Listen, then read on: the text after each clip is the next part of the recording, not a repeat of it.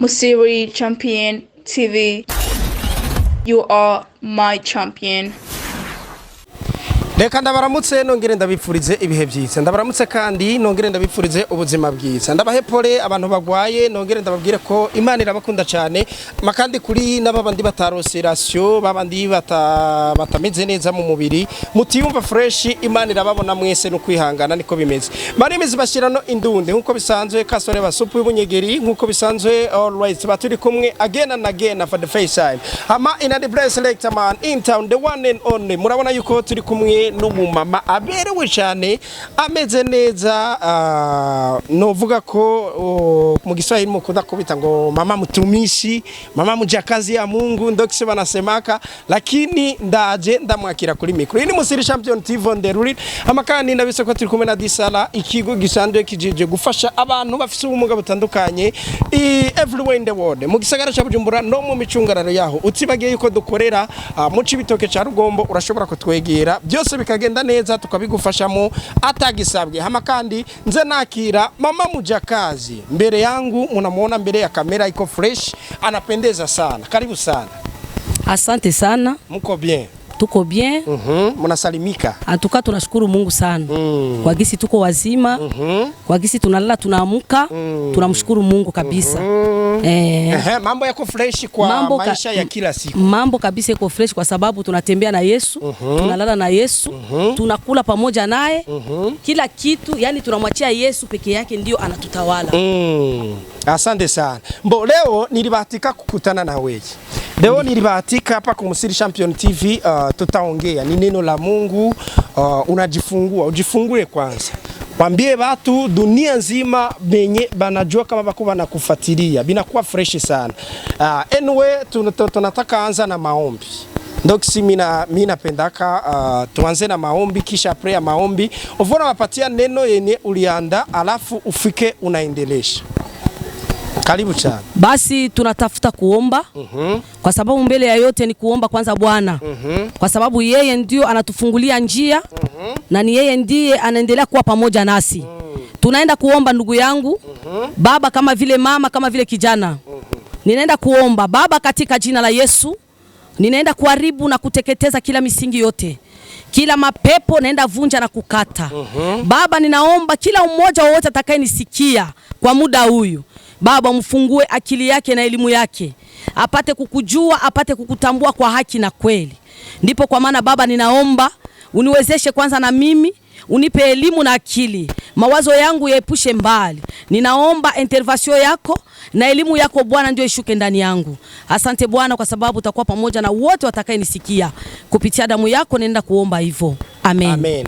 Asante sana. Merci beaucoup. Leo tutaongea kuhusu nini mama? Utaambia watu nini? Kwanza mbele ya yote, wewe ni mtu mwenye anaokoka. Naona kuna Biblia Biblia ikusema kwanza uokoke. Asante sana. Kusema niokoke, nilipata wokovu ni neema ya Bwana tu. Kwa sababu mahali nilikuwa ni mahali kabisa nilikuwa sifai. Kwa sababu ni mengi sana nilifanyizia Mungu, makosa mengi na dhambi mengi sana. Nilikuwa sijitambui kama ninafanya nini. Mbo ya kwanza mimi nilikuwa simpendi Mungu. Nilikuwa sitaki hata kusikia maneno ya Mungu. Lakini kwa kusema mimi niokoke, kusema ni muamini Kristo, ni kwa sababu ya muujiza yenye Kristo alinifanyia. Nilikuwa nikichukua uzito, na ule uchauzito nilichukua kwa kusema nifunguliwe. Ni muujiza wa Bwana tu. Ndipo kwa maana nilipata ufungulivu. Ufungulivu wangu niliupata, sikupata kwa wafumu, sikuipata kwa waganga wa hospitali, ila nilipata ufungulivu kwa Kristo. Yani ni muujiza Mungu amenifanyia na nikapata ufungulivu. Ndipo kwa maana na mimi nikasema hapana, hivi naona muujiza wa Mungu, inafaa nimtumikie Mungu. Inafaa niokoke kwa haki na kweli. Kwa sababu nilikuwa siamini ya kwamba kama Mungu anatendaka. Nilikuwa siamini kama Bwana anaweza kufanya chochote. Lakini wakati niliona muujiza wake, na mimi nikakubali kumtumikia. Nikakubali na mimi kufanya kazi yake kwa haki na kweli, pasipo kumdanganya. Ipo hayo ndio nilikuwa nayo ndugu yangu.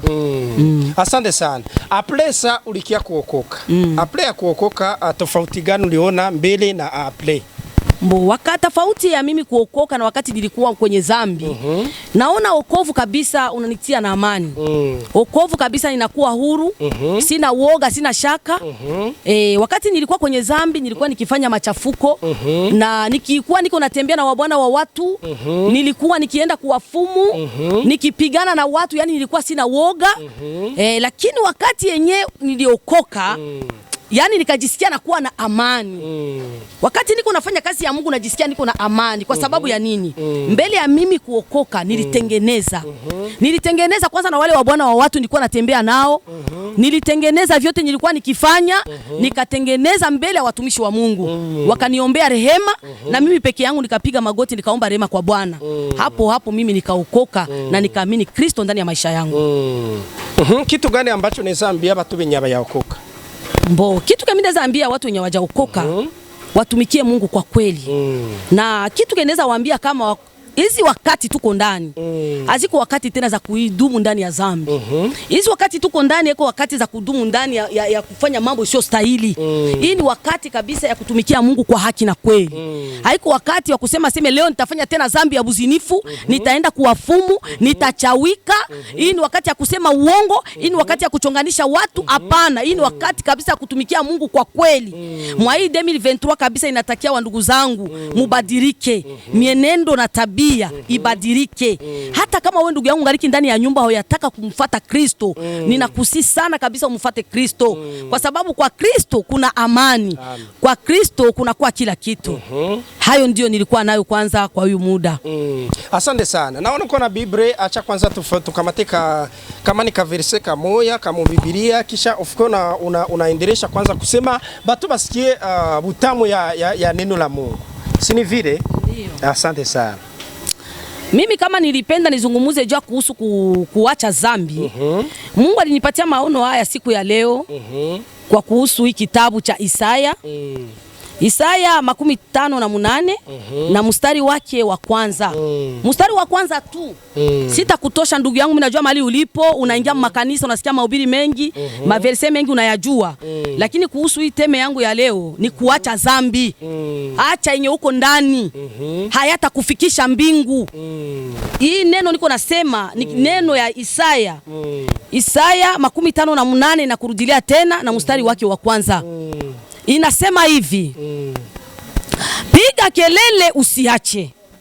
Paza sauti yako kama baragumu. Uhubiri watu wangu kosa lao na nyumba ya Yakobo dhambi zao. Hiyo ni mstari wa kwanza ndugu yangu. Usifike kwa mstari wa pili, na kama utajisikia kuendelea utaendelea, lakini nakupatia tu mstari wa kwanza. Wanatuambia kwamba Isaya anatuambia tupige kelele tusiache sisi wa evangeliste. Kwa sababu mimi niko hapa niko evangeliste. Mungu amenipaka mafuta ya evangeliste. Mungu amenipatia huduma ya uombaji. Hiyo yote nimeipata ni kwa neema tu. Haiko kwa ujanja wangu wala maele yangu. Ni neema ya Mungu tu ilishuka kwangu, ndipo kwa maana nilipata hiyo. Bana tuambia tupige kelele tusiache kuambia watu kweli. Ni kwa sababu ya nini? Kuna watumishi wengine kama mimi wanaendelea kupaka watu mafuta. Hawapendi kuambia watu kweli. Huu ni wakati wa kuambia watu kweli, kwa sababu Yesu anakuwa njiani. Yesu anakuwa mlangoni. Sisi watumishi tunasimama kwenye madhabahu. Tuambie watu kweli. Tusiangalie mapesa wanatupatia, tusiangalie mavazi wanatuletea, mastoki ya chakula wanatuwekea ndani ya nyumba. Tuanze kupaka watu mafuta. Acha tuambie watu kweli. Wakati unaambia mtu kweli, hata siku ataulizwa na Bwana, atasema kweli niliambiwa. Kwa sababu mtu akienda mumoto, anayua kweli nienda mumoto, lakini nilisikia, nikapinga sauti ya watumishi. Ndipo kwa maana ninashauri watumishi wenzangu, tuambie Wakristo kweli. Tusidanganye Wakristo, tusiwapake mafuta. Yale maneno yenye Mungu anatupatia, tulishe watu, kwa sababu watu waende mbingu. Hiyo ndio misio yetu yenye Mungu alituitia, kwa sababu ya kupeleka watu mbinguni. Asante sana. Mimi ni hapa, ninaitwa kwa jina la Dorcas. Mimi ni mwinjilisti. Mungu amenipaka hiyo mafuta, ni kwa neema tu. Asante sana ndugu yangu. Asante sana. Niko na maswali hapo. Unaona kama ulihubiri juu ya zambi. Ndio. Juu ya zambi. Leo dunia ya leo unaona piko tofauti na dunia ya zamani. Ndio. Kitofauti gani hapo kivyako? Tofauti ya dunia ya zamani na ya leo. Zamani na ya leo. Mbo dunia ya zamani dunia ya zamani na dunia ya leo mimi naona kama haijakuwa tofauti. Kwa sababu nikifuata historia ya Nuhu, wakati Bwana alikamata mvua na kunyeshesha wakati ya Nuhu, watu wakateketea na maji. Watu walikuwa wakifanya dhambi, watu walikuwa wakifanya machafuko kama leo. Gisi watu wanavyoona gisi dunia iko inaendelea kuchafuka. Ni kama ile wakati wa Nuhu. Nikitizama tena wakati wa Sodoma na Gomora, ilikuwa ni wakati vile vile watu walikuwa wakichafuka na dhambi. Watu walikuwa wakichafuka na machafuko, watu wanafanya venye wanataka. Lakini wakati hiyo Mungu aliuzika. Mungu alikwazika. Yani Mungu aliona kabisa dhambi zilimfikia mpaka kwenye iko. Akabidi kuamua kufanya nini? Kuteketeza hiyo dunia. Ndipo kwa maana dunia ya leo ituko ndani. Vile vile nawaza kila mtu mwenye kuwa na akili anaona kama dunia gisi iko inatembea haiko tena inaenda mapenzi ya Mungu. Lakini wenye kuwa mapenzi ya Mungu naweza nikawapa shauri waendelee kubakia mapenzi ya Mungu. Wasipotoke. Wala wasione nyuma, wala wasiangalie mbele. Yani kila mtu ashike kile alichokuwa nacho kwa sababu siku moja tukutanane kwenye ufalme wa mbinguni. Asante sana. Leo tuko tunaona watumishi ba mingi biko na watoto, unakutana watoto, mtoto ni mwizi, mtoto ni muzinifu. Mtoto iko na tabia zenye hazifai. Kitu gani unaweza ambia? Tuseme kosa liko ku bazazi, kosa liko ku batoto. Kama kosa liko ku bazazi, panakosa nini? Kama kosa liko ku batoto, panakosa nini? Asante sana. Kuna shida nyingine inaweza katokea hivyo kupitia watoto pamoja na wazazi.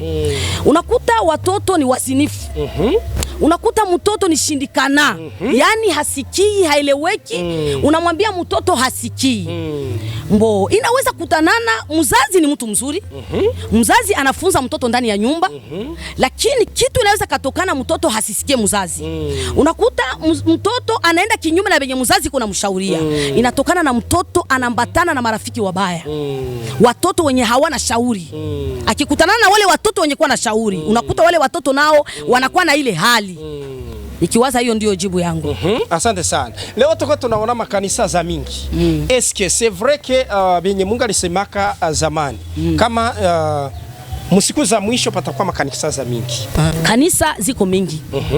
Na kanisa kwa gisi mimi najua na gisi sisi tulifunzwa neno la Mungu. Ninajua kanisa ni roho ya mtu. Kanisa ni mimi na wewe. Kanisa ni yule na ule. Hiyo ndio kanisa. Sasa vibanda ndio viko vinajengwa vingi. Unakuta mahali na mahali vibanda vinajaa. Hiyo ndio ninajua inatuma hivyo vibanda vinajaa. Kama vibanda vinajaa ni kuhusu hiyo makorogano, hakuna kuelewana. Ndio hiyo dhambi. Wakati dhambi inakuwa ndani ya mtu, hakuna kingine kitashindikana, kila kitu kitawezekana kwake. Hata watumishi wa Mungu, unakuta mtumishi wa Mungu anasikilia mwenzake wivu kupitia huduma ama karama. Unakuta ile wivu naingia, chuki naingia. Anasema huyu mtu siwezi katumika pamoja naye. Anaenda kujenga yake kibanda. Nikiwaza hiyo ndio jibu yangu journalist. Asante sana. Leo tuko na tunaweza sema ni banani? Abenye bana ni banani? Ababenye banasema mu Kirundi ngo ni abavugishwa. Abavugishwa. Banabi. Merci beaucoup. Asante sana. Banabi. Tuko tunaona banabi ba mingi banakwambia huyu nabii siwezi mkubali. Kisha mwingine anakuambia huyu kama par exemple mkoba wili. Ndio. Panakia mtu anakuambia ngo huyu nabii na mkubali lakini huyu si mkubali. Kwanza wewe unaviona kai.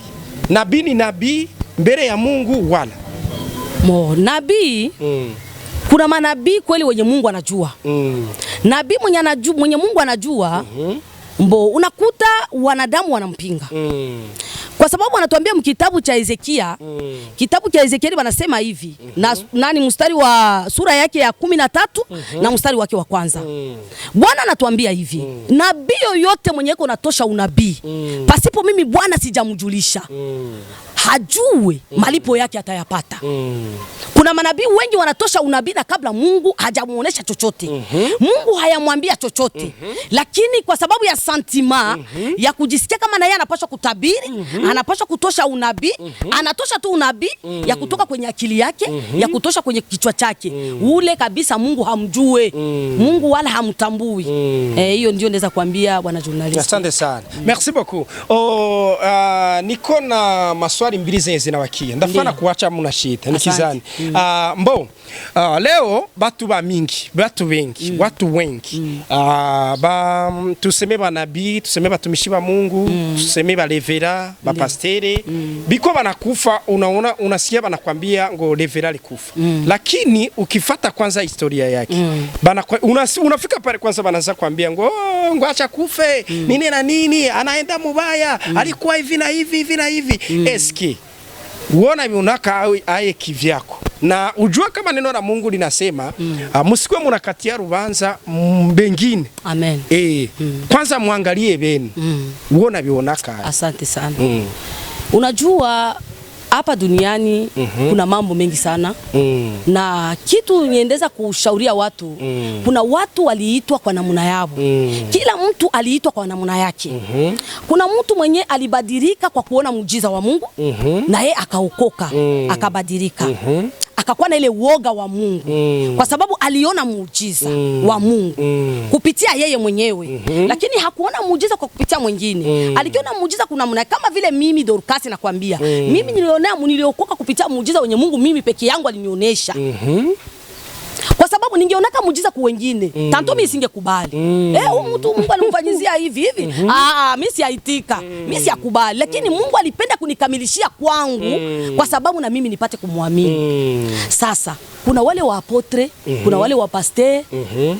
Mwenye anajua kweli ya mtu ni Mungu.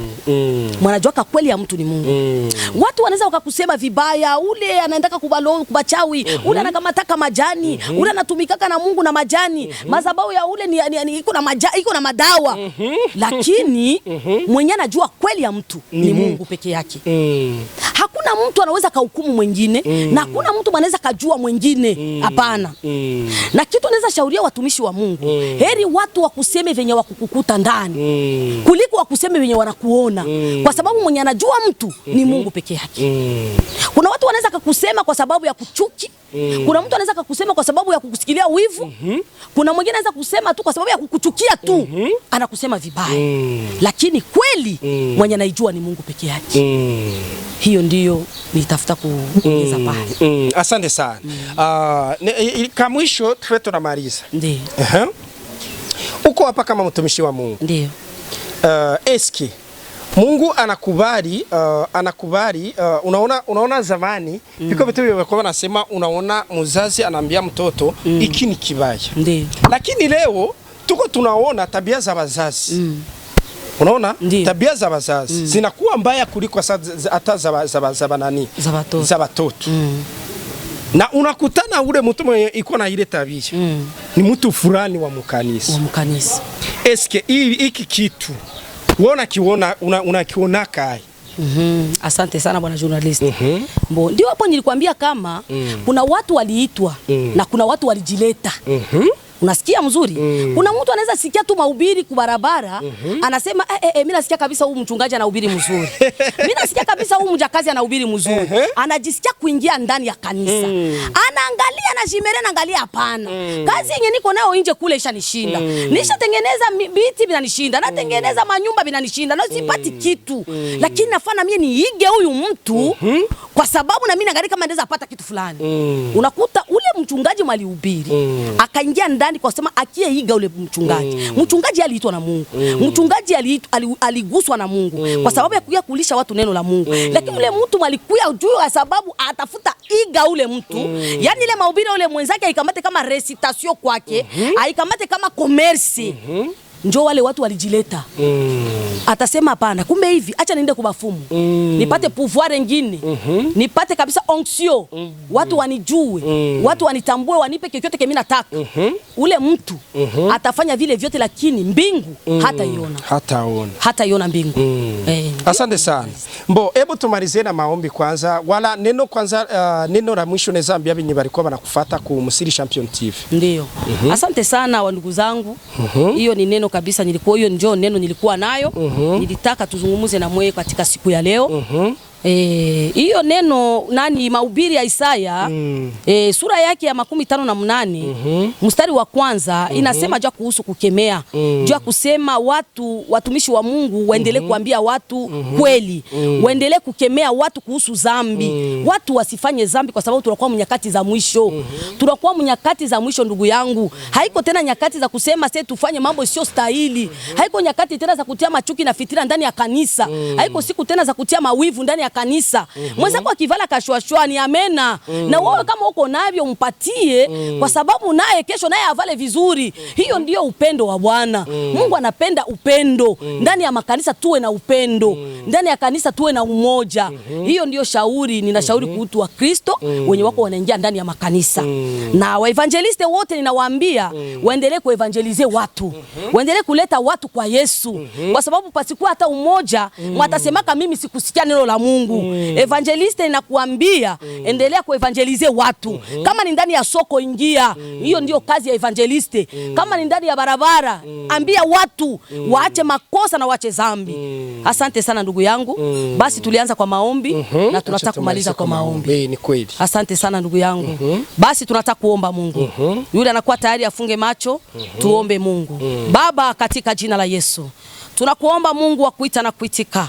Tizama maneno haya ninaoambia ndugu zangu. Tizama maneno haya ninaoambia watu wako Bwana. Kwa sababu watu ni wewe ndio uliwaumba. Ni wewe Baba uliumba watu wako. Na ni wewe ndio unajua elimu ya kila mtu. Ni wewe unajua akili ya kila mtu. Mungu wa kuita na kuitika, onekana na kuziririka Baba. Ninaenda kusogeza watu wote mikononi mwako. Uende kuongoza watu wako kupitia kanisa lako Bwana. Baba, vibanda vinavyojengwa, acha hizo kanisa ni sisi. Mioyo ya watu ndio kanisa. Ndipo kwa maana Baba, badilisha mioyo ya watu. Leta upendo ndani ya watu. Leta umoja ndani ya watu. Leta mapatano Mungu wangu. Yesu wa huruma, wende badilisha. Mungu wa kuita na kuitika, sikilia watu wako huruma. Nenda kuacha watumishi wote mikononi mwako. Wape maneno mazito ya kukemea watu, ya kuonya watu, ya kukemea watu wache makosa na dhambi. Asante Bwana, unaenea, unatosha. Ninaamini ya kwamba watu wao wanaonisikia, watu wote watakayenisikiliza